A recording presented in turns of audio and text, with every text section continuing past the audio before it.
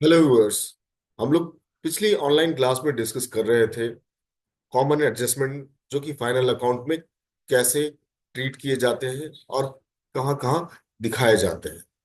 आज उसी कड़ी में पिछली बार हमने कॉमन एडजस्टमेंट में चार एडजस्टमेंट की बात की थी। आज जो बचे हुए हैं उन सभी को कोशिश करूंगा कि आज की वीडियो में खत्म हो जाए और मैं आपको समझाने की पूरा प्रयास करूंगा। वीडियो को आप अंत तक देखें और कोई भी कंफ्यूजन है अपने कंफ्यूजन कमेंट बॉक्स में जरूर बताएं ताकि मैं आपके लिए उसी अकॉर्डिंग वीडियो और बना सकूं।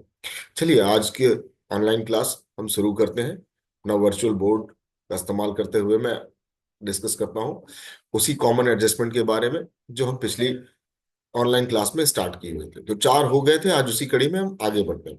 तो अगला जो हमारा एडजस्टमेंट है वह है, एक आपने सुना होगा, बैड डेट। बैड डेट्स क्या होता है स्टूडेंट? अगर बैड डेट्स ट्रायल बैलेंस में दिया हुआ है तब वो सिर्फ एक ही जगह दिखाया जाएगा, केवल फाइनल अकाउंट में। लेकिन अगर वो बैड डेट्स दिया हुआ है आपके एडजस्टमेंट में तब वो कहाँ दिखाया जाएगा? तब उसे हम दो जगह दिखाते हैं। ये बैड डेट्स कहाँ से अराइज होते हैं? डेटर से अराइज होते हैं। जो आपके डेटर है, अगर परसेंटेज में डेटर में दिया हुआ है तो मान लीजिए 5% डेटर का आपको बैड डेट्स क्रिएट करना है, तो आप 5% डेटर का निकालेंगे, प्रॉफिट एंड लॉस के डेबिट साइड में दिखाएंगे।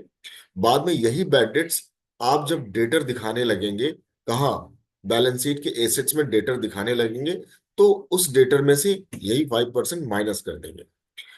दूसरा आता है हमारा इसी कड़ी में, प्रोविजन फॉर बैड डेट। अगर प्रोविजन फॉर बैड डेट्स दिया हुआ है एडजस्टमेंट में, तब हम क्या करते हैं? मान लीजिए बैड डेट्स और प्रोविजन फॉर बैड डेट्स दोनों दिया हुआ है। 5% बैड डेट्स दिया हुआ है, 2% प्रोविजन फॉर बैड डेट्स दिया हुआ है। तो आप उसी डेटर में सबसे पहले 5% का बैड डेट्स घटाने के बाद जो अमाउंट बचेगा उसी में आप provision for bad debts calculate करेंगे स्टूडेंट। ये प्रोविजन फॉर बैड डेट्स क्या होता है? एक तरीके का आप प्रोविजन कर रहे हैं कि आप मान के चल रहे हैं कि फ्यूचर में होने वाले लॉस, यानी मान लीजिए कोई डेटर आपने 10,000 के हैं, आप मान के चल रहे हैं कि 2,000 उसमें आपको हो सकता है पैसे ना मिले, तो आप उसकी तैयारी पहले से कर रहे हैं। तो इसीलिए आप पहले से मान के चल रहे हैं कि तो हो सकता है 2,000 या 200 रुपए आपकी प्रोविजन फॉर बैड डेट्स हो जाए। तो आप प्रोविजन फॉर बैड डेट्स कहाँ दिखाएंगे? प्रॉफिट एंड लॉस के डेबिट साइड में दिखाएंगे। बाद में यही प्रोविजन फॉर बैड डेट्स आप जब डेटर दिखाने लगेंगे तो उस डेटर में से डिडक्ट कर देंगे। फिर आता है आपका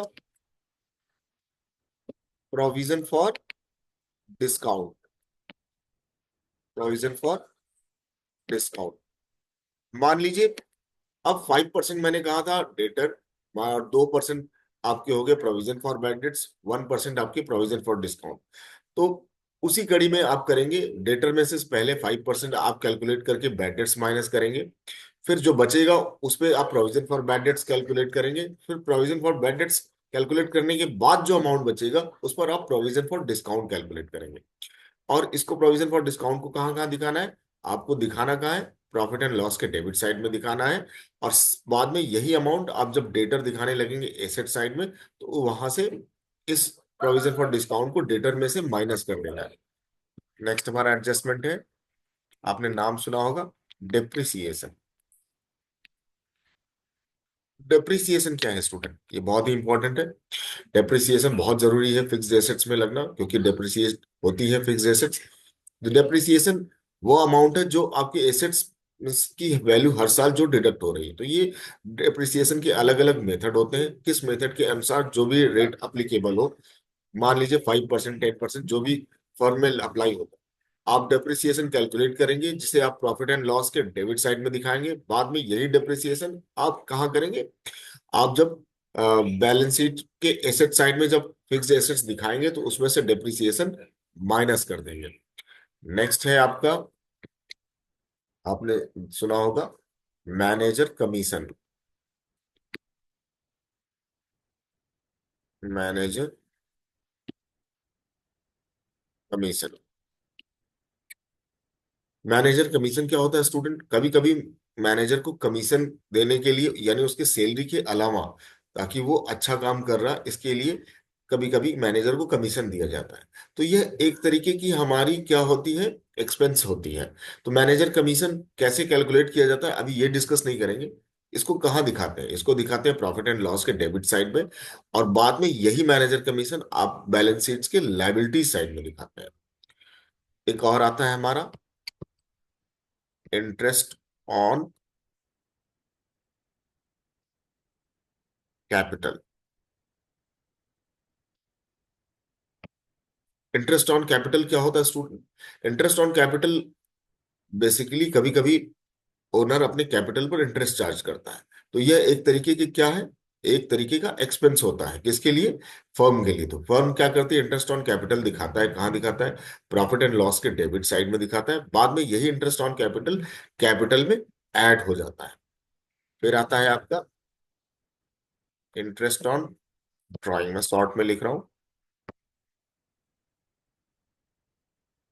interest on drawing. Interest on drawing क्या होता है स्टूडेंट?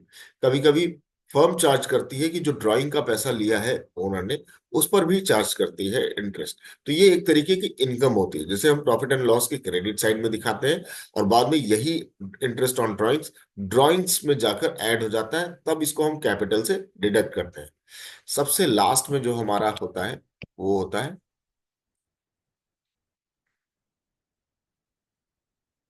Closing stock.